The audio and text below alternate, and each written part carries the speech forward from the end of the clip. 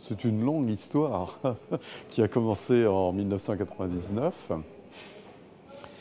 où on a eu une proposition de don d'un collègue néo-zélandais au Niwa, à Wellington, et le calmar est arrivé en juillet 2000. Ce sont des bateaux néo-zélandais qui vont pêcher un poisson au large de la Nouvelle-Zélande, qu'on appelle le hoki, que les enfants connaissent bien.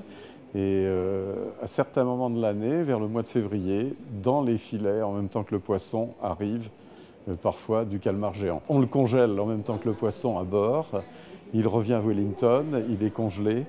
Et la Nouvelle-Zélande, on avait proposé à ce moment-là, en 99-2000, un spécimen à New York, au Natural History Museum de New York, un spécimen au Muséum national d'histoire naturelle à Paris, et un spécimen à Hong Kong, je crois.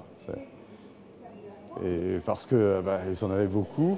Les spécimens sont utilisés quand même pour connaître un peu plus de choses sur les animaux, leur biologie, puisqu'il y a encore de grands trous noirs concernant ces animaux.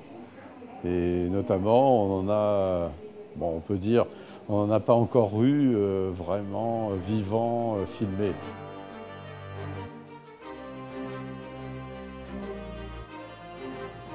Qui vit dans la mer et qui a toujours un peu effrayé les marins. On ne savait pas s'il existait vraiment, si c'est un peu un mythe. Pendant longtemps, c'était un mythe parce que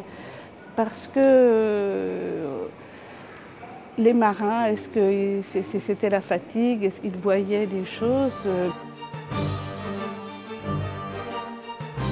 Comment en fait de mythologie, le calamar géant est devenu une réalité. Au départ en fait, l'histoire du kraken c'était une espèce de bête qui ressemblait à rien, et les zoologistes, quand ils ont commencé à écrire des inventaires de zoologie, des manuels, en fait ils ont voulu faire rentrer le kraken dans leurs livres, et donc du coup ils ont transformé cette bête qui ressemble à rien en poulpe géant à partir du XVIIe. Et donc après, là c'est la première fois qu'on a vu pour de vrai un calamar géant, c'était en 1861, à bord de l'Alecton, qui est un navire de la marine française. Et donc en fait ils lui ont tiré dessus, ils ont essayé de l'attraper, et ils ont réussi finalement à attraper qu'un petit bout de la queue à la fin, parce qu'il s'était échappé. Et en fait, en entendant cette histoire, Jules Verne, dont le livre 20 milieux sous les mers est en train de se faire imprimer, en fait, il a demandé d'arrêter l'impression de 20 milieux sous les mers pour pouvoir ajouter en fait tout un chapitre sur l'attaque du calamar géant, après avoir entendu cette anecdote. Et ensuite, là, c'est en 1896 la première fois qu'on a trouvé un calamar géant échoué sur les plages de Floride et qu'il a été identifié comme tel. Et ensuite, il a fallu attendre juste 2004 pour qu'on ait pour la première fois des images du calamar géant dans son milieu naturel, vivant. C'était la première fois. Les Japonais, je crois qu'ils l'ont traqué pendant 10 ou 20 ans. Et en fait, ils ont espionné les cachalots et voir où ils chassaient. Parce que les cachalots, ils mangent du calamar géant. Et donc en fait, après, ils ont posé un appât et une caméra à 900 mètres. C'était un appareil photo en fait qui faisait des prises de vue toutes les je sais pas combien. Et donc c'était seulement cette fois-ci qu'ils ont réussi. Donc du coup, un calamar géant est venu manger l'appât. Et donc c'est la première fois qu'on a eu des images du calamar géant dans son milieu naturel et vivant. On a eu un gros problème à partir du moment où le calmar est arrivé ici à Paris.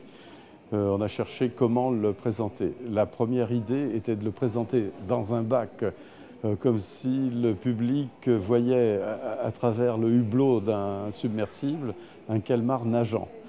Et on a abandonné, c'était colossal, c'était gigantesque.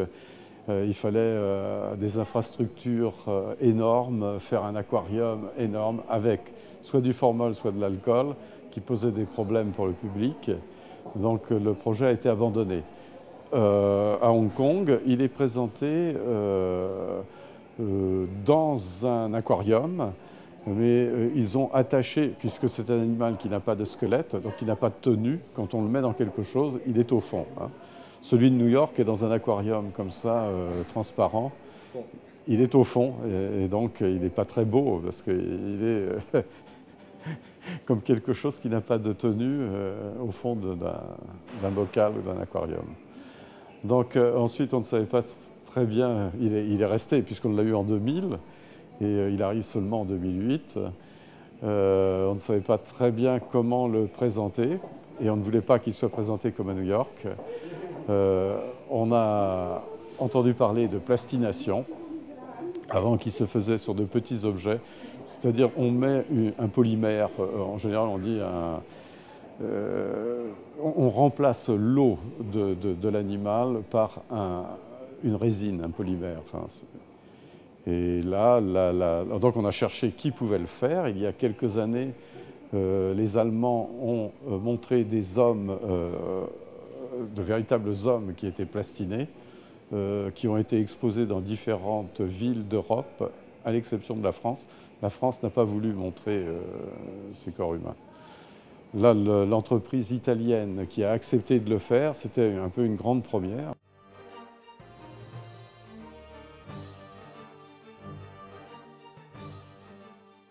Il fallait nommer ce calmar géant, on n'allait pas l'appeler le calmar géant. Donc il y a eu plusieurs idées, plusieurs noms qui sont sortis, jusqu'au jour où je me suis dit que quand même ce calmar venait de Nouvelle-Zélande et que l'idée serait été de trouver le nom maori du calmar, donc en langue maori. Et c'est ainsi que, après m'être renseignée auprès de l'ambassade de Nouvelle-Zélande et puis d'une néo-zélandaise amie, elle m'a donné le nom de weke. Weke en maori, c'est le calmar. Et en fait, il y a une légende en Nouvelle-Zélande, je vous la fais assez courte. En fait, il y a des pêcheurs qui avaient été attaqués par un calmar géant sur une île assez proche de la Nouvelle-Zélande. Et ils ont poursuivi le calmar géant, mais seulement c'était un calmar géant, donc ce calmar géant les a entraînés vers une île qui est l'île du nuage blanc, cette grande île qui est la Nouvelle-Zélande.